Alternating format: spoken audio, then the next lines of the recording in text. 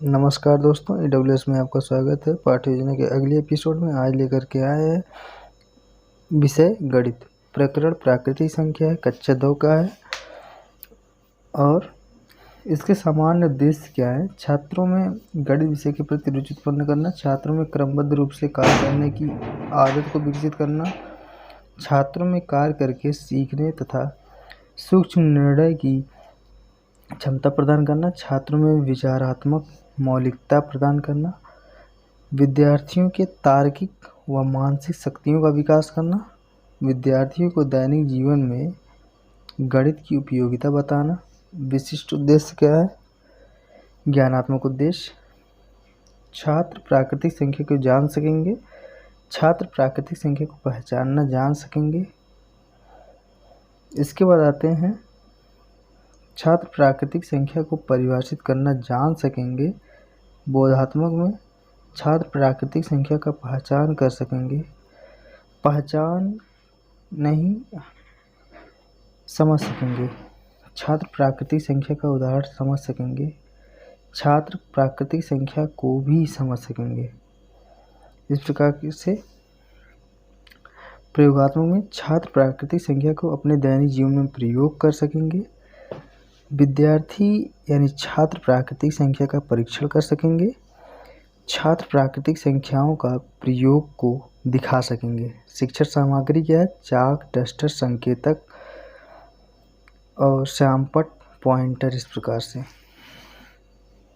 पूर्व ज्ञान, छात्र संख्याओं या वस्तुओं को गिनना जानते हैं। आते हैं प्रश्न में। प्रस्तावना प्रश्न, कक्षा में कितने श्यामपट्ट हैं? कक्षा में एक श्यामपट्ट है। श्यामपट्ट पर अध्यापक कितनी वस्तुओं की सहायता से लिखता है? तो चाक हुआ, डस्टर हुआ, इस प्रकार से इन सब का प्रयोग करते हुए लिखता है। तो दो चीज़ों से, एक जिसकी एक होता है जिसको कहते हैं चौक, ठीक, जिसके साथ लिख लेता है। कक्षा में कितने दरवाजे हैं? 2। तो संख्या 1, 2, 3 क्या कहलाते हैं? प्राकृतिक संख्या। तो इसमें पांचवा प्रश्न क्या बनेगा? प्राकृतिक संख्या से आप क्या समझते हैं? इसके बाद आता है उद्देश्य कथन। उद्देश्य कथन, छात्रों आज हम प्राकृतिक संख्या के बारे में अध्ययन करेंगे। आते हैं आगे। प्रस्तुतिकरण तालिका, इसमें क्या है? प्राकृतिक संख्या, पहली टीचिंग पॉइंट। तो प्रश्न क्या है? एक हाथ में कितनी उंगलियां होती हैं? 5। तो 1, 2, 3, 4, 5 क्या है? संख्याएं हैं। ये किस प्रकार की संख्याएं हैं? इसके बाद अस्पष्ट उत्तर जिसमें बच्चे देते हैं। तो आइए देखते हैं। 1, 2, 3, 4, 5 गणना की प्रारंभिक संख्याएं 1, 2, 3, 4, 5 का अंक रूप है। इन्हें गणना की संख्या या गिनती कहते हैं। ये हमें किसी समूह में कितने का बोध होता है। ये 1 से प्रारंभ होती हैं और लगातार आगे बढ़ती है। इनकी कोई सीमा नहीं होती है। ये संख्याएं प्राकृतिक संख्याएं कहलाती है, अर्थात 1, 2, 3, 4, 5, 6, 7, 8, 9, 10, 11, 12 से इनफाइनाइट तक प्राकृतिक संख्याएं होती हैं। इसको ब्लैक बोर्ड पे लिख देंगे। आगे बढ़ते हैं। दूसरी टीचिंग पॉइंट क्या है? अनवर्ती संख्या। सबसे छोटी प्राकृतिक संख्या क्या होती है? 1। 3 के बाद कौन सी संख्या आती है? 4। तो 4 3 का क्या है? अनवर्ती संख्या, यानी अस्पष्ट उत्तर बच्चे देंगे। स्पष्टीकरण करते हुए, किसी संख्या की अनवर्ती संख्या का अर्थ ठीक उसके बाद आने वाली संख्या से होती है। जब हम किसी संख्या में 1 जोड़ते हैं तो उस संख्या की उत्तरवर्ती या अनवर्ती प्राप्त होती है। जैसे 3 का उत्तरवर्ती 4, इसी प्रकार 6 का उत्तरवर्ती 7, 10 का उत्तरवर्ती या फिर अनुवर्ती 11। ये यहाँ लिखेंगे। फिर तीसरी टीचिंग पॉइंट आता है।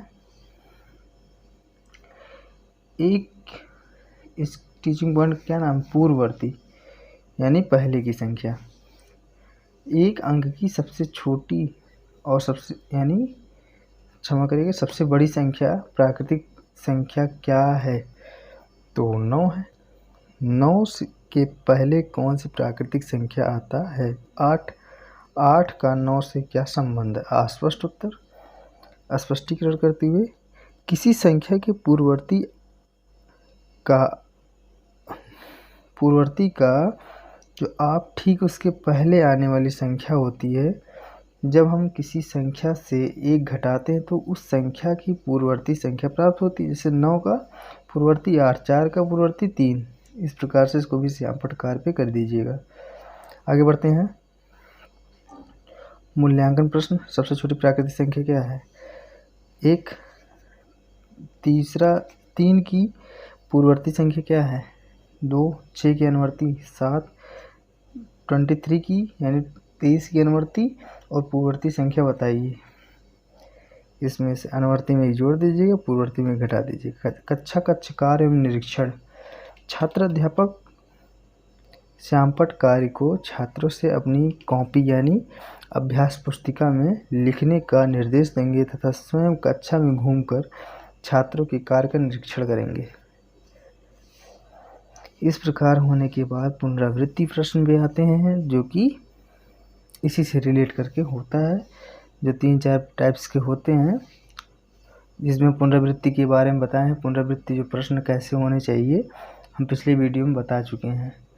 अगर आप उन सब वीडियो को नहीं देखे हैं तो आप जा कर के डिस्क्रिप्शन में दिए गए वीडियो को देख लें, जिससे आपको पता चल जाए कि पुनरावृत्ति प्रश्न कैसे कैसे होने चाहिए।